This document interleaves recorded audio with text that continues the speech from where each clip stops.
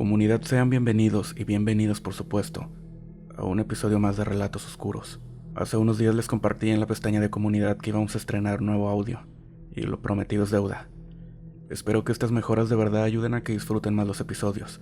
El día de hoy traemos un capítulo bastante interesante, así que sin más por el momento y sin más preámbulo, iniciemos.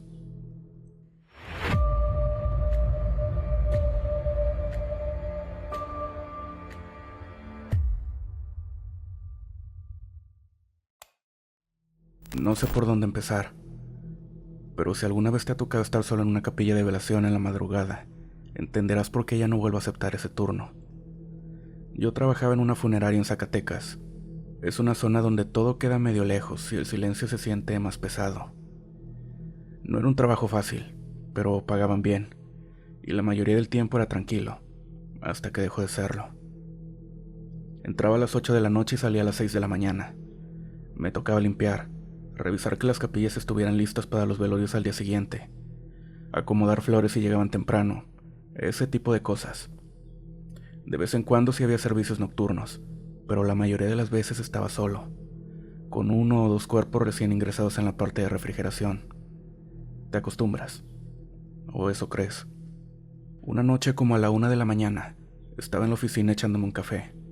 La funeraria tiene cámaras por todos lados, y yo las revisaba de vez en cuando como rutina. Al ver el monitor, noté algo raro. Una de las puertas de las salas de velación, la número 3, se veía entreabierta. Yo estaba seguro de haberla dejado cerrada, porque justo había terminado de limpiarla hace una hora. Fui a checar. Cuando llegué, efectivamente la puerta estaba entreabierta. Pensé que tal vez no cerró bien. La empujé y cerré con cuidado. Me di una vuelta por el área, todo en orden. Volví a la oficina. No habían pasado ni 10 minutos cuando en el monitor veo de nuevo la puerta abierta. Me fui directo, ya con el estómago algo revuelto. Revisé de nuevo, pero no había nadie. Revisé las otras salas y también el área donde teníamos los cuerpos en frío. Todo en su sitio. Al volver, la puerta otra vez estaba abierta, pero esta vez no fui yo el que la encontró así. La vi abrirse en vivo desde el monitor. No bruscamente, sino lento, como si alguien empujara con cuidado. Ahí sí sentí el corazón en la garganta. Me llevé la lámpara de mano y un bat que teníamos para seguridad. Nunca nos había hecho falta, la verdad. Al entrar en la sala 3, me invadió un olor muy particular. No era putrefacción, tampoco flores marchitas o algo por el estilo. Era algo más, como tierra húmeda, pero rancia.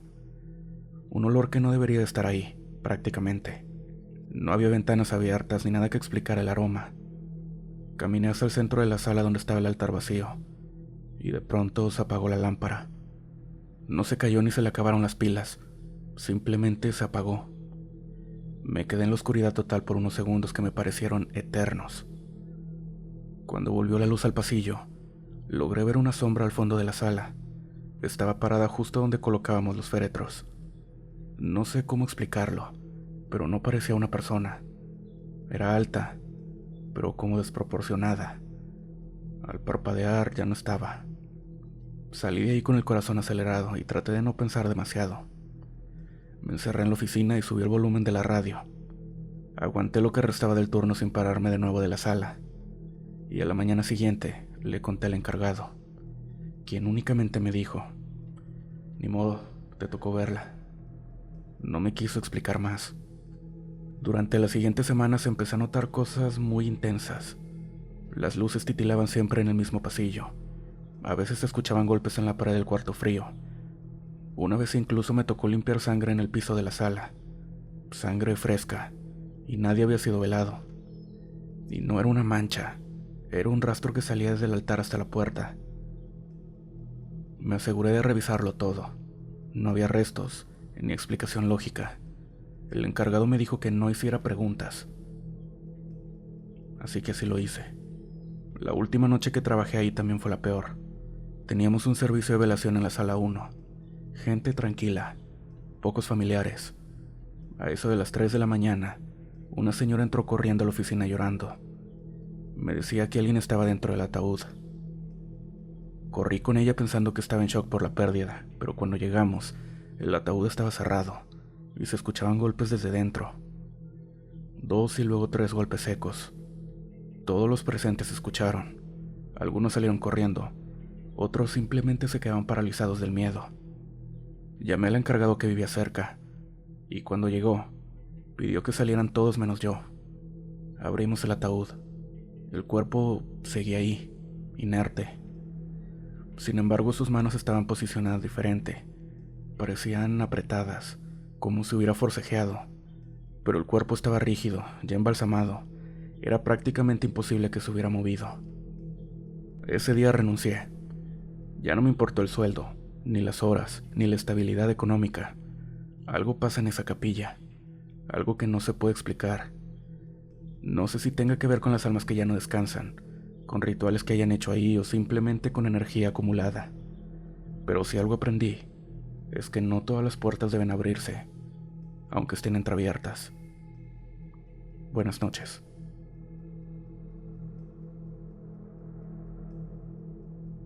Cuando se murió mi tío Alfredo, fue uno de esos velorios que nadie espera. Murió de un infarto fulminante a los 52 años. No era un santo, pero era de esos tíos que siempre te hacen reír. Le gustaba el dominó, el mezcal, y tenía esa risa escandalosa que se oía desde la banqueta. Fue raro despedirlo sin haberlo visto en enfermedad, ni una pista de que algo andaba mal. La velación fue en una capilla que está justo en la salida del pueblo, en Jalisco. No la conocía bien, pero según mi mamá, ahí habían velado a mis abuelos y a otros conocidos.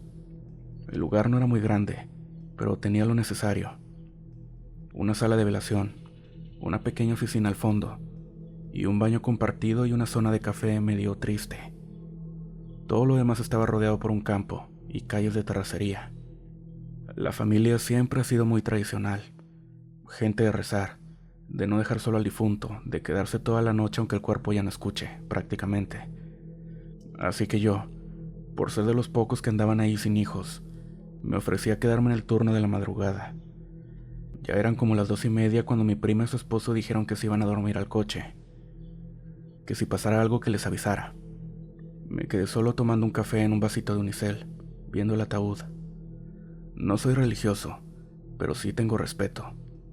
A veces me ponía a hablarle bajito al tío, como si todavía pudiera oír.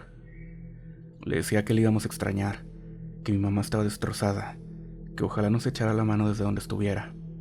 Tonterías, quizá, pero uno nunca sabe. Fue entonces cuando me di cuenta que la temperatura del cuarto bajó mucho. Ni siquiera fue gradual. Un minuto estaba normal y de pronto me sentía como si estuviera en un congelador. Salí al pasillo a ver si había una puerta abierta, alguna corriente, algo lógico, pero todo estaba cerrado. Al volver a la sala sentí una especie de presión en los oídos, como cuando vas en un avión y desciende de golpe. Me tallé la cara, pensando que era un sueño, pero entonces pasó algo que no pude ignorar. Escuché un quejido, largo, como un suspiro profundo, rasposo. No era ninguno de los presentes, venía del altar. Me acerqué. El ataúd seguía cerrado, las flores en su sitio, nada fuera de lugar, pero ese sonido no lo imaginé. Lo volví a oír, y esta vez un poco más bajo, como si estuviera dentro de la sala. Me salí rápido.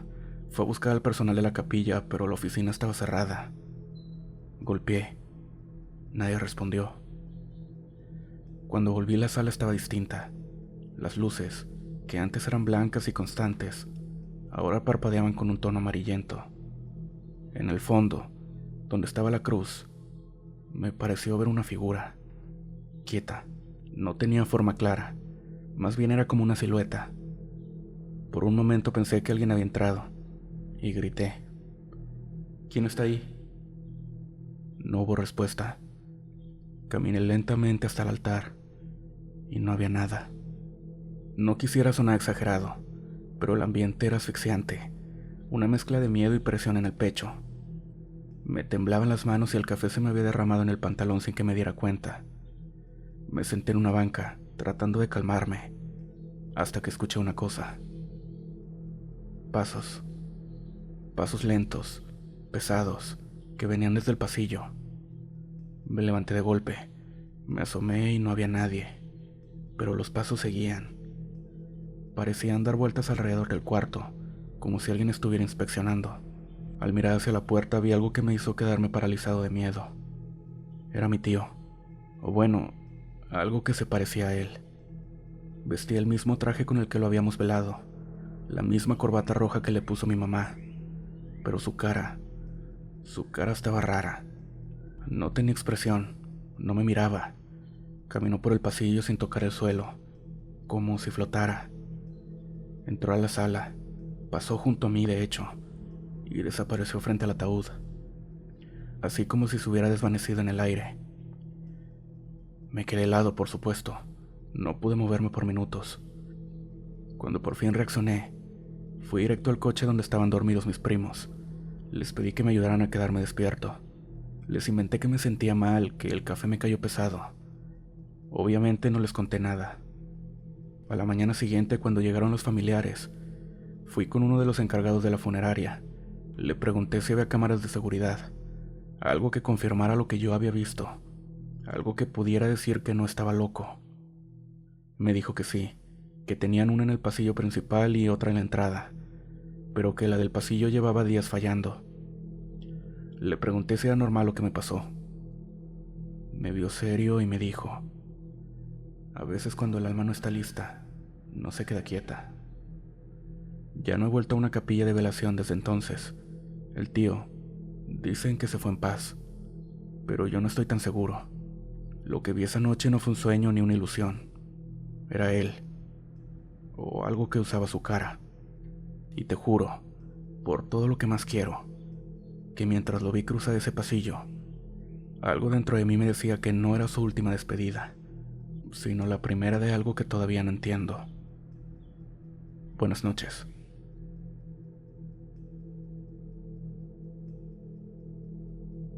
Llevo trabajando como velador en el Panteón San Martín desde hace más de 5 años. No por vocación, la neta, sino porque fue uno de los trabajos que agarré cuando me quedé sin nada. El lugar está en las afueras de León, Guanajuato. No es un cementerio de esos viejos, coloniales, pero tampoco es moderno. Es un lugar con historia, con tumbas que datan desde los años 30 y mausoleos medio caídos que nadie ha reclamado en décadas. Yo entro de noche. Me encargo de cerrar rejas, checar que nadie se haya quedado dentro después del horario y dar rondines con una linterna oxidada que me dio el ayuntamiento. La verdad es que me pagan poco, pero lo suficiente para sobrevivir. No me puedo quejar. Las primeras semanas fueron tranquilas. Unos gatos, borrachos que intentan colarse, y una que otra persona que venía a llorarle a sus muertos.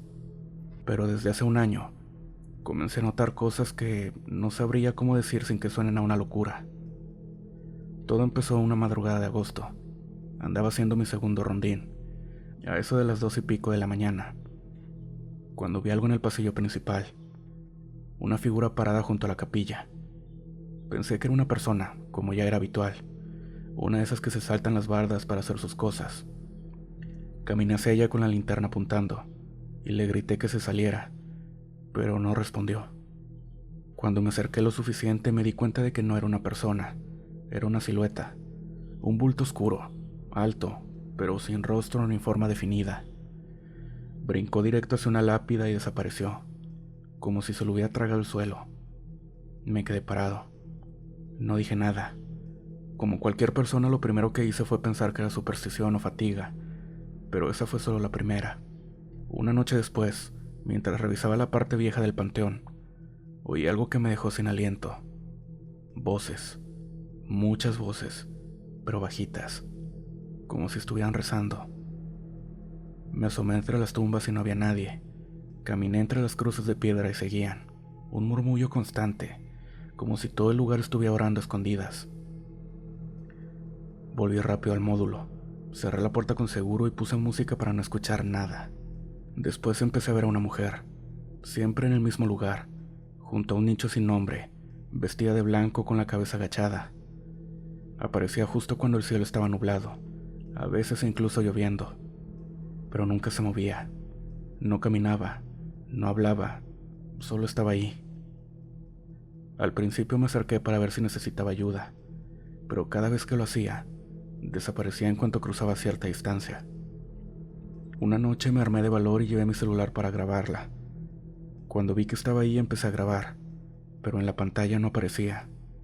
Lo único que se veía era la lápida y un árbol seco detrás, pero yo la tenía justo enfrente de mí. Cuando bajé el teléfono ya no estaba. Ahí empecé a preocuparme. Ya no era solo susto, empezaba a pensar que algo ahí andaba mal con ese panteón. Me daban dolores de cabeza justo antes de verla, y cada vez que ella aparecía, el aire se volvía pesado, como si el ambiente te aplastara el pecho. Luego vino lo peor. Una madrugada de viernes, hice el rondín más largo porque había notado huellas frescas en la tierra, como si alguien hubiera caminado descalzo por la zona nueva. La seguí. Me llevaron hasta una pequeña reja, una de esas que divide la sección de fosas comunes. Ahí vi lo más aterrador que nunca he visto en la vida. Había una fila. Sí, una fila de personas. Pero no eran personas vivas. Eran sombras, oscuras, deformes, algunas sin piernas, otras sin cara, todas formadas una detrás de la otra, como si esperaran algo. Estaban frente a una especie de mausoleo que llevaba años clausurado. Se movían lento, apenas avanzaban. Algunas gemían, otras murmuraban cosas que yo no podía entender. Una de ellas volteó hacia mí, y sin moverse, sin abrir la boca, sentí que me decía algo. Lo escuché en mi mente. Tú no debes estar aquí. Me paralicé. La lámpara cayó al suelo. Cuando logré moverme corrí sin pensar al módulo. No dormí en toda la noche. Llamé a un amigo el día siguiente, el único que sabía de esas cosas, y le conté. Me dijo algo que no se me olvida. Cuando alguien ve la fila, ya está marcado. No todos la ven, solo los que ya se están acercando. Desde entonces he visto la fila 3 veces más, y cada vez más cerca del módulo. No volví a trabajar ahí. Renuncié a la siguiente semana. No me dieron liquidación ni me creyeron. Pero me da igual. Prefiero estar desempleado a formar parte de algo que ni siquiera entiendo. Buenas noches.